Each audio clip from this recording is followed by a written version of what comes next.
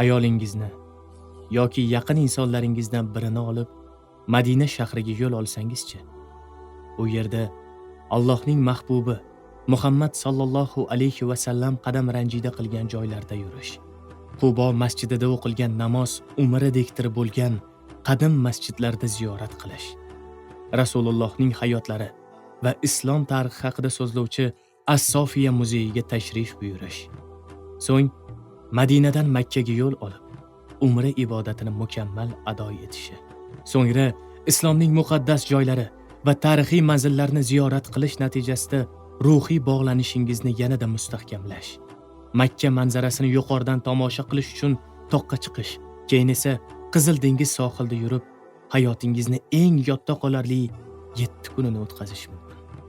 Qalb xotirjamligini topish, ruhiy yangilanish va esda qolarli xotiralar uchun bu sayohatni albatta siz qadrlaydigan inson bilan o'rtoqlashing. Umraga kim bilan borishni o'ylayapsiz? Shu xabarni ularga yuboring.